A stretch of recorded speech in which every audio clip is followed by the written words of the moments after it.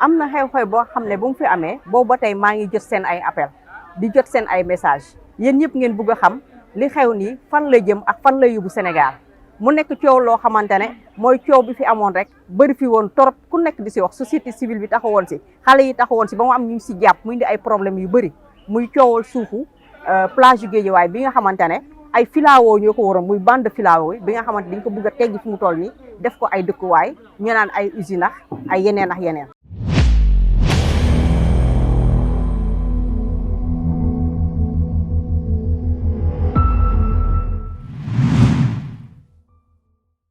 moo tax tey ma waaxu ba fii nga xamante ne mooy institut des sciences environnementales fas yéene nag jàkkaarloo ki nga xamante ne moom mooy directeur institut bi mu ñëw fas yéene jox tontu yoo nga xamante ne xëy na yéen di ngeen ci gis seen bopp monsieur Samb salaamaaleykum.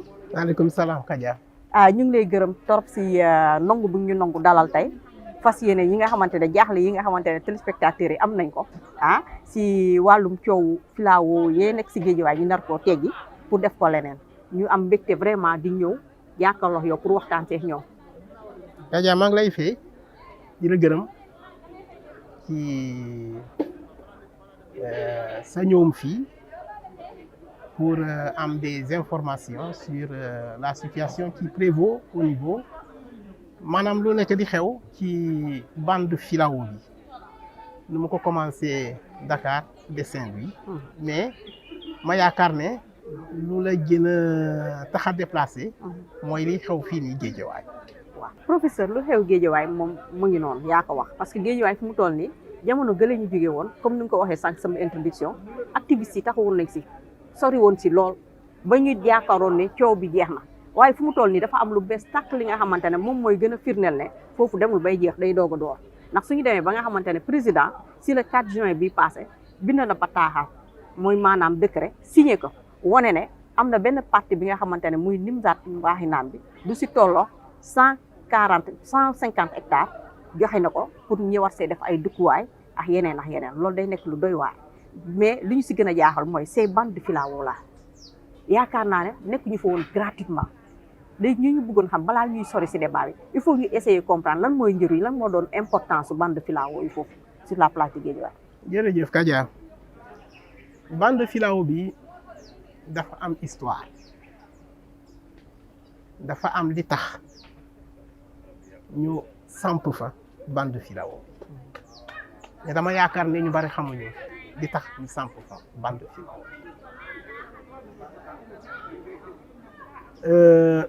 dama yaakaar ne sax si mes souvenirs sont bons ñu ngi koy commencé sànc vers les années 40 kon loolu balaa ñuy jël indépendance bi du woon suñu nguur yi dafa nekkoon ci période coloniale parce que colon bi dafa gaaw a seetlu ne zone bi maanaam le littoral surtout la partie nord du littoral dafa sensible dafa fragile parce que bu ngeen seetluwee bu baax ay dunes la ñuy toppante ñu mu ko commencé Dakar de Saint-Louis la taxoon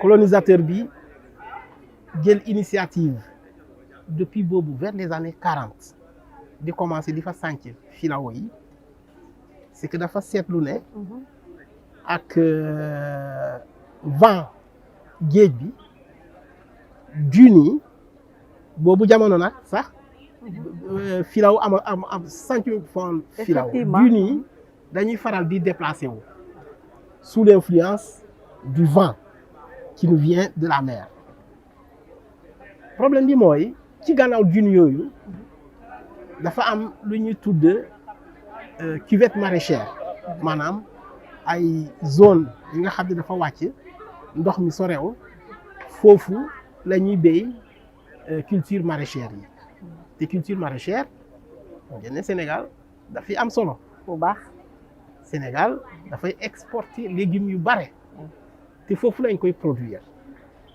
léegi nag bande filao yooyu dañ ko sànc ci dunes yi pour ñu mën a fixer dunes yi bañ a reculer dem ensevelir maanaam sëkk dépression yi nga xam ne fu la ñuy béy légumes yi histoire bi loolu la alors ci kaw loolu nag comme zone bi dafa sensible partenaires financiers yi et techniques dëkk yu bare nag dëkk tubaab yi bare ñoom dañu séentu problème bi ñu ne fii foog ñu jàppale Sénégal. yooyu yan année la woon yan année la ñu sampoon. c'était vers les années 40. depuis année 40 filao yi si lañ ko sampoon vers les années 40. donc filao bi parce que c'est loolu c'est pas naturel c'est artificiel. filao bi nag moom moo réussir parmi espèces yi yëpp gàncax yëpp yi ñu jéem a testé filao rek moo réussir. mais filao yi sax am na ñu naan filao yi que ce soit branche xaw ma branche yuy wadd noonu ak doom yuy wadd yëpp day fixé sol bi est-ce que loolu. waaw maa ngi ciy wax la wala réalité la. maa ngi ciy ñëw. alors filao bi moom rek moo réussir. alors ñu ne ok kon nañu lancer opération maanaam c'était des plantations en régie. maanaam service technique yi eaux et forêts ñoom ñoo jël ñoo ŋànk affaire bi te ñoom ñoo planté depuis Dakar ba Saint-Louis ñu leen ciy gërëm. parce que loolu lu am solo la. effectivement ñu jot a fixé dune yi mais nag dafa amoon beneen problème. problème bi nga xam ne recherche bi teelu ci taxaw. bu ci teeloon taxaw xëy na li nekk di ñu dal nii du ñu dal parce que li nekk di ñu dal nii mooy bande de filao yi neex na xar yi am nañu âge bi nga xam ne suñu moytul dinañu deyal seen bopp. dëgg la. filao yi dinañu deyal seen bopp parce que filao dafa mel ni doomu aadama day judd màgg majet dee. effectivement léegi recherche nag moo ci teelul jóg. parce que dañu dem ba beew ne ok problème bi réglé nañ ko comme filao yi fixé nañu dune yi kon problème bi réglé na. lu ñu seetlu woon bu baax mooy filao bi ci boppam maanaam du mën a du xeet garab yi nga xam ne dafay régénérer moom foog nga planter at di jëmbataat or le coût de cette opération est tel que Sénégal mënu ko jël en charge parce que partenaires financiers yëpp ñoo ñu ci jàppale woon léegi nag recherche bi évidemment moom moo réagirul à temps. d'accord. de sorte que fu mu nekk nii bande de filao bi c'est très menacé léegi nag li nga nekk di wax nii maanaam litière bi maay xob yi ak yooyu yu daanu xam nga dañuy nekk ci suuf si noonu te du gaaw a décomposé boo ko seetee sax moom maanaam du gaaw a décomposé wu comme tos moom dafay nekk rek waaw lu fay nekkee nag dafay couvrir sable bi alors li dafa am lenn li nga xam ne dama ciy insister te lu am solo la maanaam vocation bande de filao bi maanaam di tax ñu sànc ko du problème économique c'est un problème écologique dañ ko def pour protéger environnement bi dem nañu ba toll fi nga xam ne nit ñi lu ñu commencé woon d'abord di def mooy li nga xam ne xob yi nga xam ne dañuy daanu di nekk ci suuf si di protéger suuf si pour dune yi bañ a bouger nit ñi dañu doon ñëw di ko récupérer soi-disant que dañ koy valoriser kon nag nga xam ne valoriser en quoi faisant waaw valoriser dañ koy utiliser xëy na nee nañu pour def tos d'accord mais foofu la problème bi jógee premier problème bi foofu la mooy li may tuddee détournement d'une vocation parce que on est passé d'une vocation ñu ngi jóge ci vocation écologique jëm ci vocation économique c'est vrai récupérer di dem di jaay waaw mujjee ji nag yemuñu ci loolu dañu ñëw di dagg alors dagg bi mooy récupérer nga li nekkoon ci suuf di doon protéger sol bi léegi yaa ngi dagg vent baa ngi ñëw damay rappeler ne que changement climatique yi léegi moom kenn waranteetu moom la ñuy coow moom la ñu kenn waranteetu waaw kon nag ci contexte changement climatique yow loolu nga xam ne moo doon aar dune yi yaa ngi koy yàq maanaam yow mais léegi professeur man li ma jaaxal mooy par exemple nii comme que dune yooyu dañ ko fa defoon filao yi plutôt dañ ko fa defoon pour mu aar dune yi maanaam contexte changement climatique bi sax loolu temps yi Afrique si lañuy diñ si yéex dugg tamit comme ni ñu yéexee dugg seen ñun Afrique bon on est toujours en retard donc mais dem nañu ba xalaat ne loolu tam filao yooyu ci fi nekkoon mënoon na bokk si atténuation yi comprendre nga mais atténuation boobu ñu ngi koy yàq déjà ñi nga xamante ne ñi ngi dëkk à des kilomètres ñi ngi am problème parce que vent bi su ñëwee da leen indi problème mais ñu nar a dëkk foofu nag à côté ñoom ban problème la ñu war a am mu toll nii te balaa ñu si sori sax lii xam nga ñu ngi génn si la journée de l'environnement. absolument muy le 5 passé. dégg nga état bi si boppam ñu bokk célébrer tuddee kii bi mu amoon comme thème restauration de l'écosystème. dégg nga mais ñun est-ce qu'on est dans cette dynamique là de restaurer l'écosystème avec yi fi jot a am ni waaw ma commencé répondre ci sa benn préoccupation man Kadia su ma amoon xaalis du ma dem di dëkk foofu xam nga li tax c'est que boo xamee bu baax di nga xam ne fii warul doon dëkkuwaay parce que kër boo koy tabax da nga koy tabax pour l'avenir mais dem tabax kër fi nga xam ne fii moom c'est très sensible risque bi yaa ngi koy gis day ñëw géej bi day ñëw kooku moom kenn mënu ko arrêté mais xam nga professeur foofu xam nga li tax nit yi di si xaw a di insister nii la plupart man damay dégg si ñu lay jox ay exemple di ñu naan par exemple Maroc am nañ seen corniche boo xamante ne au bord de la mer ñu ngi fa tabax def fa ay resto def fa nangam def fa sangam exemple boobu la ñu lay indi mais est-ce que exemple boobu c'est valable fii parce que je pense que c'est deux cas différents si sama xalaat bu gàtt. waaw xam nga li nga wax lu am solo la exposition bi du benn boo xoolee sax ñun suñu côte bi ñu mu ko commencé Saint-Louis ba Cap Skirring le degré d'exposition du benn maanaam dafay am ay parties yu nga xam ne parties yooyu fu le risque di gën a nekk loolu nag foog ñu bay ci xel mais Sénégalais yi dañuy jàpp ne fu la neex mun nga dem tabax parce que ñii problème bi dina leen dab ñaanuma leen ko de mais problème bi dina leen dab parce que li nga xam ne moom kenn mënu ko arrêter érosion côtière bi kenn mënu ko arrêter nee nañu glaciers yi ñu ngi fondre bu glaciers yi di fondre température bi di yokk volume ndox géej bi dafay augmenter kon day ñëw ci kër yi te ñooñu maanaam ban filao bi nga xam ne moo leen waroon aar moom la ñu nekk di yàq. ça veut dire que gis nga professeur baal ma mais érosion côtière boobu nga wax noonu mais pas plus tard que mercredi bii passé mercredi 8 juin bi si communiqué bi jóge président de la République si seen conseil des ministres mais président mi ngi ñaax ministre de l'environnement ne ko plan stratégique bu protection des kii sax je sais même plus. du littoral. waaw ah nañ ko accélérer. waaw mais loolu nan nga ko paradoxalement nga bëgg a jël fu nga xamante ne wóor nañ la fii ñëpp wax nañ ne fii waruñu ko mun a laal parce que dafay jur yeneen problème nga ne foofu nañ ko ibbi bàyyi nit ñi tabax fa. mais loolu ça pose problème mais xoolal contradiction yi. waaw mais c'est ça. dégg na ministre te nag loolu tam maa ngi gërëm président de la République mais il a été le président depuis l'indépendance qui a pris l'initiative de classer 9 massifs forestiers d'un seul coup. mu doon li nga xam ne ñëpp war nañ ko ci gërëm. yaa ngi defar fii di yàq fële te fu ñuy laal dafa sensible ñoom dama yaakaar ne sax xamuñu lu ñuy laal parce que suñu xamoon lu ñuy laal defe naa dinañu moytu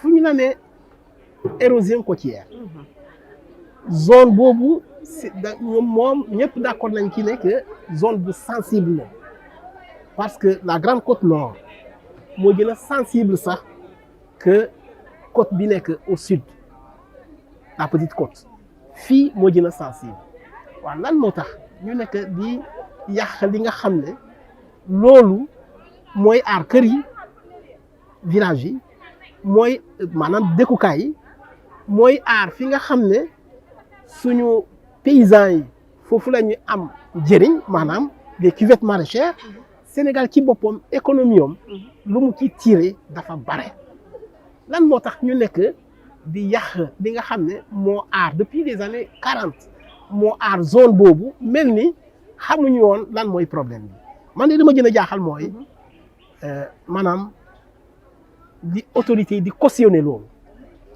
professeur étude environnementale yooyu ñuy wax impact environnemental yi ñan ñoo koy def en général et puis ñan lañ koy jox et puis ñun lan lañ koy jëriñoo. waaw Kaja étude environnementale yi impact environnemental ñi koy def ay cabinet d'étude la indépendant. mais c'est des environnementalistes. ñu bare ci ñoom vraiment fii la ñu jàng ci ñoom bu ñu paree fii seen jàng ñoom dañu ubbi seen cabinet te fu mu nekk nii la plupart des marchés yi nga xam ne ay marché étude d'impact environnemental ñi jóge fii ISE créer seen entreprise seen i cabinet ñoom ñooy gagné marché yooyu alors loolu nag conséquence bi lan la c'est que ñoom fii seen jàng dafa dëgër xam nañu lu ñuy def de sorte que étude d'impact yi boo seetee ba seet ay études yu dëgër la ñoom dañ koy def sérieusement mais ñoom bu ñu xasee def étude d'impact yi ba pare mais dañuy remettre résultat bi acquis de droit dégg nga kon problème bi nekkul ci étude d'impact yi moom étude d'impact yi moom dañ koy def te balaa sax ñuy démarrer projet bi dafa am lu ñuy tudd audience publique maanaam askan bi dañuy def ci askan bi tam mais malheureusement dañu nekk ci dëkk bi nga xam ne société civile xëy na ñu ngi yëngu de ñu ngi def li ñu mën mais doyagul. maanaam xam nga fii boo xoolee sa nit ñi ni ñuy yëngu ci politique askan bi bu ñu ko doon yëngu ci mbirum environnement li yëpp du xew. professeur su ma juumee nga wax ma parce que quand on parle de l'environnement c'est la science exacte. du loo xamante ne di nga koy inventé. absolument da ngay dem nga def ay prévisions. dégg la teg sax ay scénario dégg la pour mun a am loo xamante ne su ëllëgee dina am njëriñ dëkk bi. mais tey jii suñu demee ba nga xamante ne fu mu toll nii état bi chaque jour dafa mel ni su defee dara lu baax yaa ngi koy wax sànq defaat fukk yu bon. waaw mais loolu fan la ñuy jëm est-ce que yéen ñi environnemental si yéen en tant que tel est-ce que yéen a ngi collaborer ak état est-ce que su ngeen amee su ngeen defee par exemple yenn rapport yenn études yi est-ce que yéen koy partager ak état. waaw mais Kaja ci loolu dégg la dañuy faral di ñu interpeller ci loolu yéen ñi nekk di yëngu ci environnement bi naka ngeen lëkkaloo ak état bi pour di leen conseiller may rappeler ne institut des sciences de l'environnement bi ngeen di dégg nii Senghor moo ko créé en 1978-79. loolu kay yëfu état la. maa ngi ñëw. Senghor parce que Senghor dafa nekkoon en avance sur sa génération 78-79 Senghor mu ngi doon xalaat luy environnement nga xam ne sax ci àdduna bi yëpp nit ñi daaw ñu wax affaire environnement kon Senghor dafa nekkoon en avance ci génération Senghor moo dem gis buuru Belgique ne ko man Sénégal maanaam mooy après l'indépendance dama soxla ay conseillers yi nga xam ne dañuy yëngu ci mbirum environnement dama bëgg nga ñëw sàncal ma benn kuréel institution bi nga xam ne dafay former ay environnementalistes ñooñu seen liggéey dañu leen waroon affecté ci différents départements ministériels pour ñuy conseiller ministres yi dégg nga maam. alors loolu vocation boobu defe naa réussir nañu ko. waaw parce que boo seetee maanaam ñi nekk. ministère de l'environnement ba jël ministère environnement kese li fa nekk ci ñi nga xam ne ISE dañu leen former dañu bare ñooñu nag ñoo war a xelaan parce que Senghor dafa ne nañu former ñi nga xam ne seen formation dina leen permettre parce que seen gis-gis dafa yaa environnement ñuy mën a xelaan autorité yi ci décision yi ñu nga ca. ña nga sa mais est-ce que ñu ngi leen di déglu. waaw léegi loolu mooy wax bi léegi. wax bi mooy ñun nag dañu am mission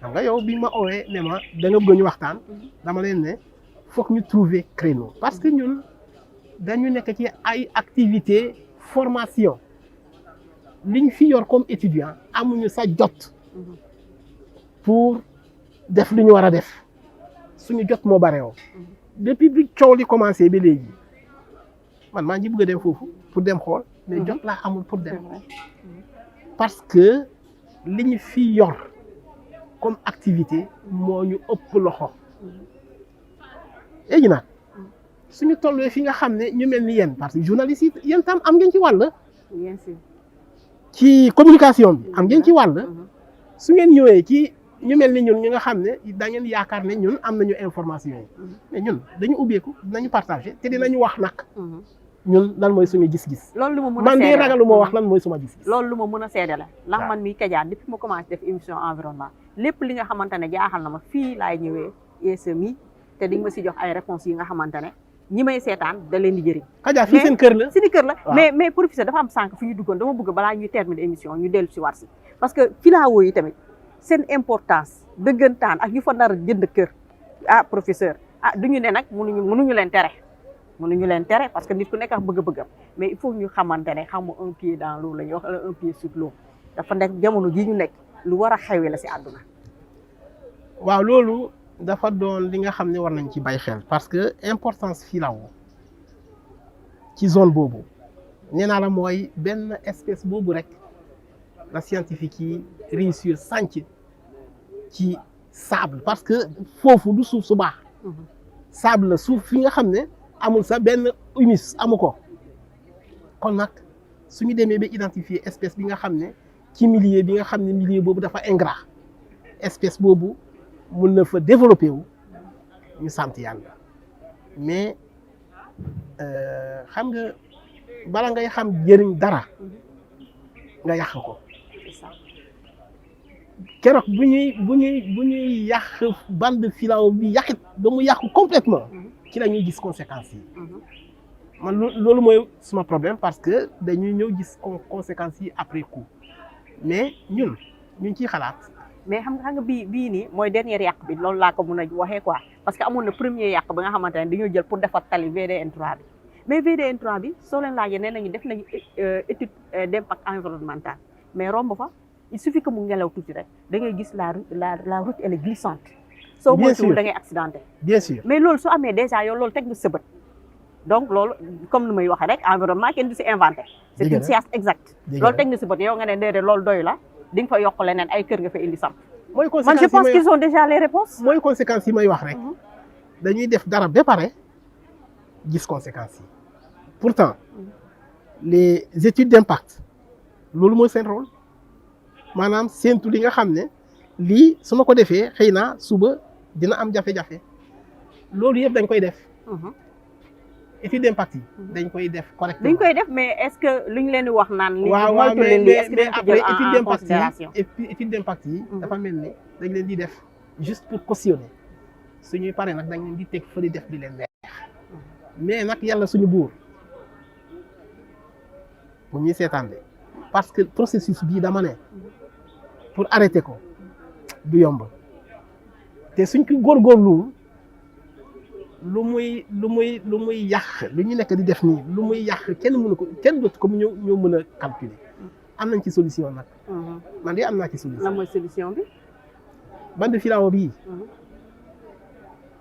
damaa yàgg wax suñu collègue chercheurs yu nekk ISRA Mhm. parce que normalement ñoom ñooy accompagner eaux et forêts Mhm. ci maanaam aar zone boobu ne leen comme filao bi léegi maanaam population yi dañ ciy gis njëriñ ñu ramasser muy yàq-yàq parce que lu doon protéger nga ñëw génnee ko comme filao bi léegi ñu ngi koy dagg parce que dañu soxla matt Mhm. c'est vrai matt la waaw. comme filao bi léegi dañ koy yàq pour ay dëkkukaay Mhm. ñu war nañu ut beneen espèce bi nga xam ne Mhm. espèce boobu du leen amal njëriñ Mhm. te buñ ko xasee sànc foofu ba pare pour génnee ko dina doon ay problème waaw loolu nag maa ngi koy denc pour ñun yaa ngi koy dégg ay professeur jàppale ñu wax ñu waaye ban espèce la. loolu maa ngi koy denc ah pour non jox ñun. ñu kii bi nag exclusif bi wax ñu ban espèce lañ fa war a def. alors espèce bi ci li ma xalaat Mhm. parce que dama voyagé lu bare Mhm. gis dafa am lu ñuy tuddee espèce envahissante maanaam espèces yi nga xam ne ñoom dañuy développer seen bopp soxlawuñu sax ñu leen di toppatoo. waaw. dégg nga mu am benn espèce bi nga xam ne mën na fa sax ci suuf soosu. bu particulier mën na fa sax. mën na aar junni. waaw. te pour nit dem dëkk foofu. problème lay doon. su ngeen doxantee tuuti ci zone bi. di mën na am sax ngeen gis de fii fële ak fële espèce boobu dama ne espèce boobu. waa ISRA. suñ ci bàyyoon xel. ñu yokk ko parce que espèce boobu mën na développer wu ci biir bande filao bi. suñ ko ci yokkoon. xëy na waaw am nañu doole parce que am nañu de gros engins. pour dindi loolu. mais du yomb. du yomb. waaw parce que day lalu si biir suuf si daal. day fixer suuf si. day développer soxlaw sax ku koy arrosé soxlaw sax ku koy toppatoo. day développer boppam. ci wolof de xawma lu ñu koy tuddee maanaam espèce la bi nga xam ne dafay am ay dëgg ay piquant. waaw. te buy développé wu dafay fermer complètement zone bi. xam naa espèce bi ngay wax mais man tam xaw ma ñu ngi koy waxee si olof. effectivement da nga koy mu gis ngi si àll tudd yi cactus. cactus voilà. da nga koy gis si àll yi bu baax. waaw. xaw ma gargam boosi lañ koy tudd xaw ma. mu ngi mel ni daal maa ngi dégg. benn Joola benn bambara ñoo fi nar a daje fii ni ñu wut naan nan ñuy waxee cactus si olof nañ ko bàyyi noonu professeur dañu waxoon jaraade bu beneen yoon. dama yaakaar ne recherche bi dafa war a yëngu tuuti ci loolu. jéem a développer espèce boobu parce que espèce boobu rek laa gis ne. dina mën a développer wu te parce que du soxla toppatoo bu bare. dina mën a développer wu ci lu gën a gaaw. te dina mën a fixer suuf si. te foofu kenn du fa dugg rab yi sax duñ fa dugg. jeex na tàkk. dëgg yi ñooy tax. waaw kay. te kat yokk ci. day joxe ay meññeef ay doom yi nga xam ne dañ koy lekk. mais loolu kay day laal aspect économique bi tamit. voilà mi ngi noonu. kon yaakaar naa ne solution am na mbokk téléspectateurs yi fii la ñuy yem ak yéen tey dinañ si dellu si waat na gën a yaatal te yaakaar naa ne waxtaan bii nga xamante ne ñëw nañu fii sekk ko le professeur Bienvenu Sambou bi nga xamante ne moom mooy directeur u ISE nekk na loo xamante ne amal na leen solo parce que dugg nañ si histoire bi wax nañu conséquences yi nga xamante ne suñu bàyyee foofu ñu jaay ko def ko ay kër wala ay leneen ak leneen loolu moo leen si nar a fekk ñun nag duñu ne waxuñu si woon waslu àq la ñuy def ñun du ñun ñooy dogal mais bëgg nañ saa yu dara loo amee loo xam dafa nar a indi gàllankoor si environnement bi ñëw taxaw wax si ñu ngi leen yokk dox daje bientôt incha allah di gërëm bu baax sama réalisateur bi Charles René Fall jërëjëf.